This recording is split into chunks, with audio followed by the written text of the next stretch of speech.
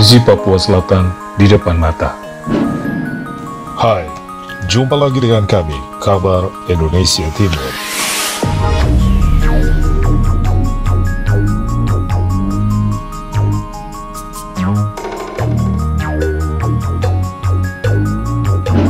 Dalam rapat akbar warga Papua deklarasi Provinsi Papua Selatan.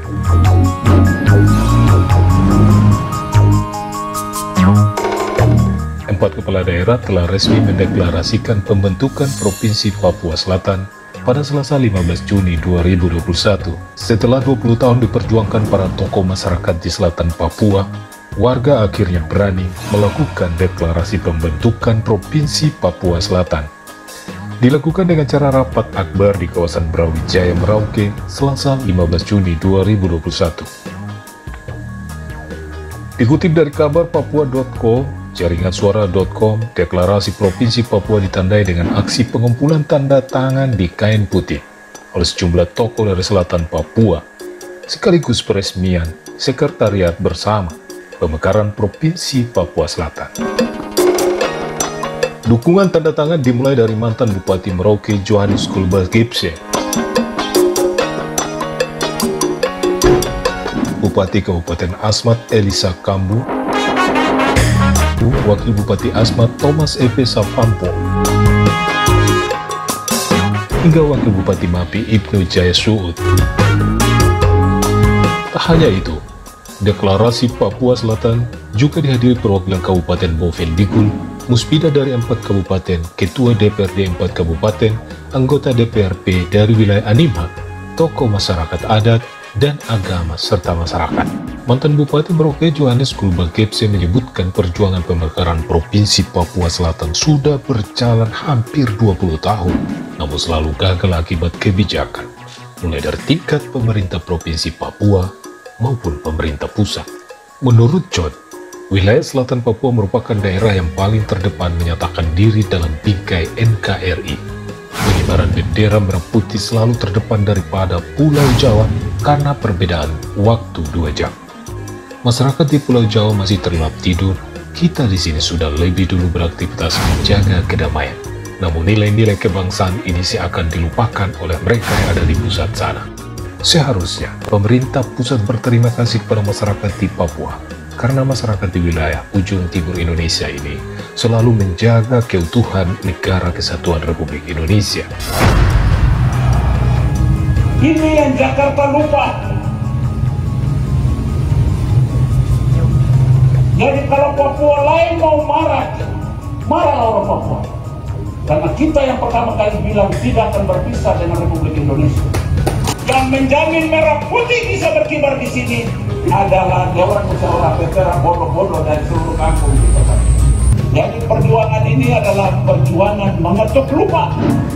Ketua Tim Pemekaran Provinsi Papua Selatan, Thomas Epe Savampo menegaskan, deklarasi ini menunjukkan sikap masyarakat, pemerintah, dan legislatif dalam mendukung pemekaran Provinsi Papua Selatan. Kita harus sama-sama mendukung proses pemekaran ini, ujar Thomas Epe Savampo.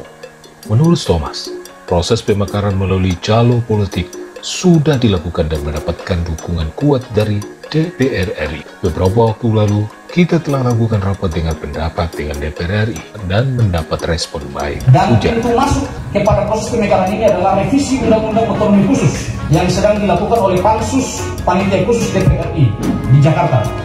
Ketua Panitia Khusus Bapak Komarudin Watubun, sebelum rapat dengan pendapat pada tanggal 7 Juni yang lalu, beliau menyampaikan kepada kami bahwa pintu masuk pemekaran itu melalui revisi pasal 76 Undang-Undang Otsus, di mana kewenangan pemekaran Papua akan ditambahkan bahwa pemerintah pusat memiliki kewenangan untuk memekarkan Papua. Tidak hanya harus lewat gubernur, DPRP ataupun MRP.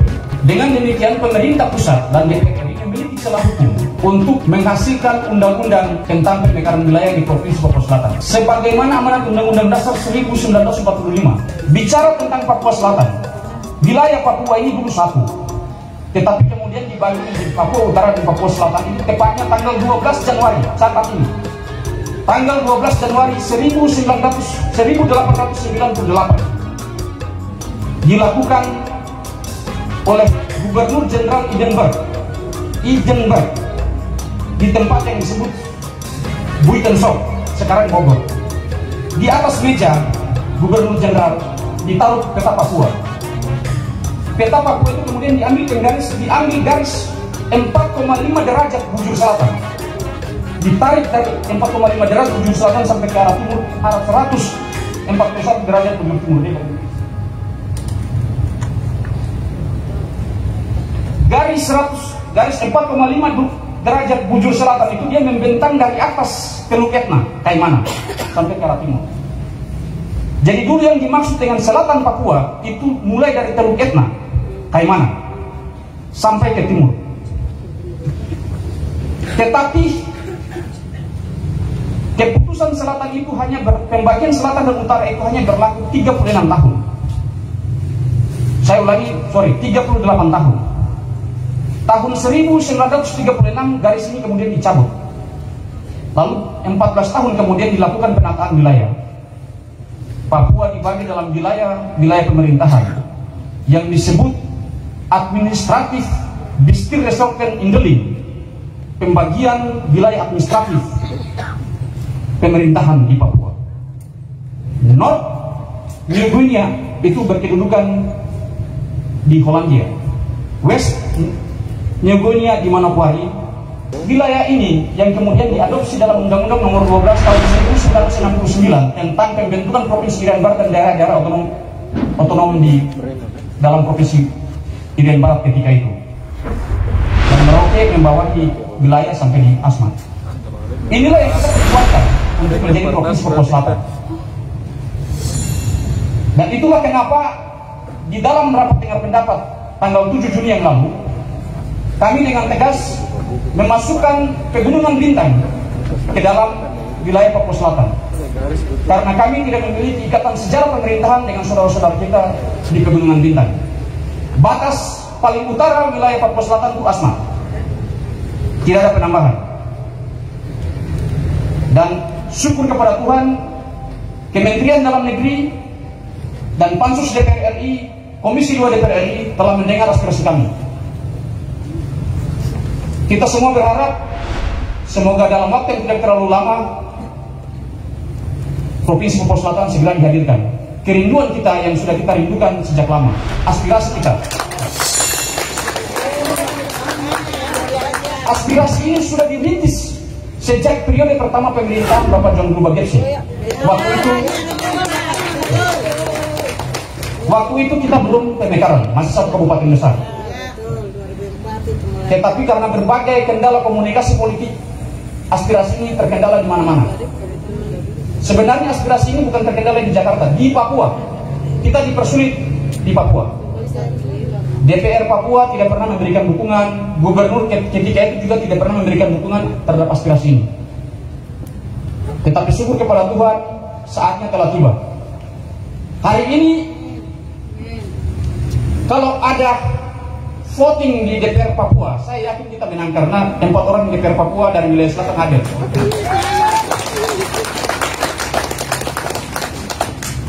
Dan syukur kepada Tuhan, di DPR RI, terutama Komisi 2 yang membawahi urusan pemerintahan, seluruh anggota fraksi DPR RI, baik yang ada dalam pemerintahan maupun di luar pemerintahan, seluruhnya hari ini mendukung proses percepatan pemekaran di Provinsi Papua. Dan wilayah yang dianggap tidak bermasalah dan prioritas, sangat prioritas itu Papua Selatan. Kita berdoa, semoga doa kita, harapan kita, impian kita menghadirkan provinsi di wilayah ini akan terjawab tahun ini. Dan kita butuh dukungan dari semua.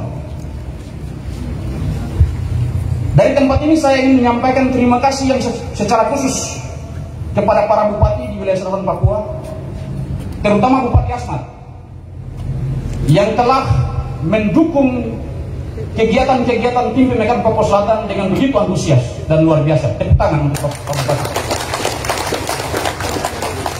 Menanggapi hal itu, Sekretaris Daerah Provinsi Papua Danse Julian Plessy mengemukakan usul pembentukan daerah otonomi baru DOB Provinsi Papua Selatan akan dipercepat untuk meningkatkan kesejahteraan dan pelayanan pemerintah yang lebih baik kepada masyarakat di wilayah paling timur Indonesia tersebut.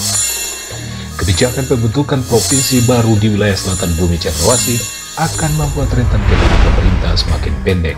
Dengan demikian, pelayanan kepada masyarakat dapat lebih baik, maksimal, serta semakin dirasakan masyarakatnya. Demikian tutur Sekda Papua dan Yulian Plessy melalui laman daerah Minggu 20 Juni. Sekda Dance menyebutkan pemerintah Provinsi Papua mengusulkan pembentukan Provinsi Papua Selatan ini dipercepat. Pemerintah Provinsi Papua, DPR Papua, MRP bersama-sama mendorong percepatan pembentukan Provinsi Papua Selatan. Dan Plessy mengakui secara kelembagaan memastikan pihaknya ikut mendorong pembentukan DOB Provinsi Papua Selatan tersebut. Karena pemekaran ini dipandang penting dan solusi bagi percepatan pembangunan di atas tanah Papua.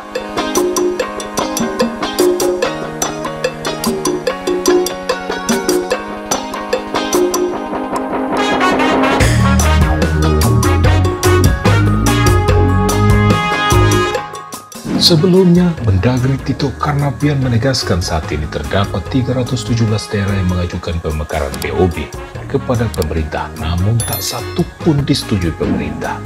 Hal ini menyusul situasi keuangan negara yang tidak memungkinkan untuk melakukan pemekaran sebuah wilayah akibat pandemi COVID-19.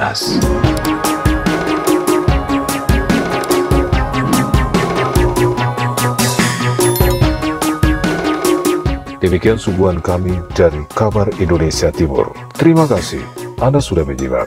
Sampai jumpa.